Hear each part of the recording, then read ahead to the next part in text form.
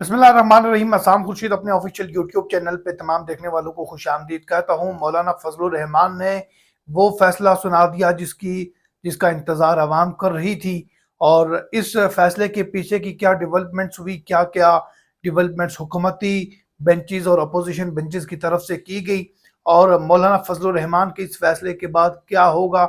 और बानी चेयरमैन पाकिस्तान तहरीक इंसाफ इमरान खान ने मौलाना फजलुर रहमान और इस हुकूमत के बारे में क्या कुछ कहा, आज की इस वीडियो पे आप तमाम लोगों के सामने रखेंगे।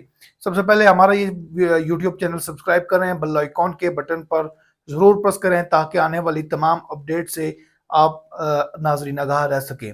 आज मौलाना फजलुर रहमान की रहनुमा पाकिस्तान तहरीक इंसाफ असद कैसर के रहायशगाह पर ज़ुहराने में शिरकत हुई, और तमाम मीडिया उस ज़ुहराने पर फोकस किए हुए था कि आज की जो इस ज़ुहराना पे मीटिंग थी उस पे क्या क्या डेवलपमेंट्स होंगी। ज़ुहराने से कबल असद कैसर से जब सवाल पूछा गया इस मीटिंग का, तो उन्होंने कहा कि तमाम सियासी जमातों को एक प्लेटफॉर्म पर लाने की ये काविश है, और उसके बाद मौलाना फजलुर रहमान इस ज़ुहराने में शरीक हुए। याद रहे कि असद कैसर ने मौलाना फजलुर रहमान को उनकी रहायशगाह पर जाकर दावत दी थी। इससे कबल अगर बात करें तो राना सनाउल्लाह, उन्होंने जो है वो ये एग्री किया था कि जो हुकूमत की तरफ से कमेटी बनाई गई थी वो फेल हुई है कि वो मौलाना फजलुर रहमान को जो आइनी तरमीम है उसकी मंजूरी के लिए ना मनवा सके।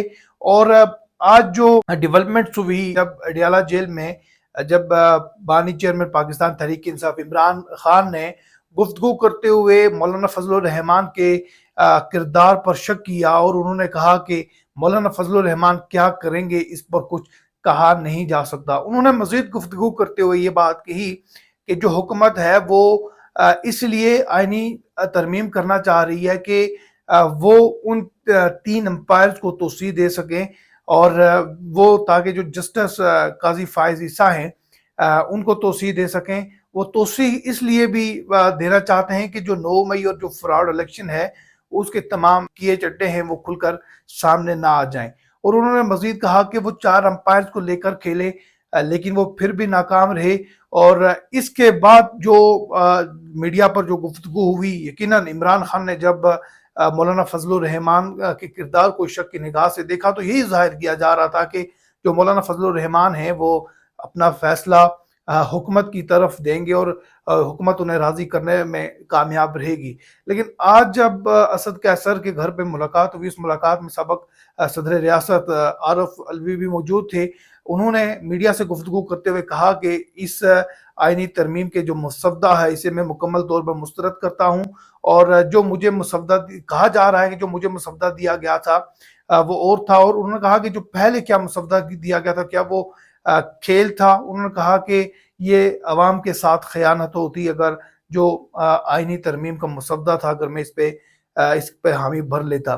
तो याद रहे कि मौलाना फजलुर रहमान को मनवाने के लिए जो हुकूमती बेंचेस और जो अपोजिशन बेंचेस थे वो काफ़ी सरगर्म थे, वो मुतहरक थे। और इस पर असद कैसर जो वो रहनुमा पाकिस्तान तहरीक इंसाफ वो काफ़ी मुतहरक नजर आए, और बिल आखिर वो मौलाना फजलुर रहमान को मनवाने में कामयाब हुए। और मौलाना फजलुर रहमान ने आज इस ज़ुहराने में मीडिया से गुफ्तगू करते हुए अपना फैसला भी दे दिया। आज के लिए इतना ही। जल्द एक नए प्रोग्राम के साथ आपकी खिदमत में हाजिर होंगे। मुझे इजाज़त दीजिए। अल्लाह ने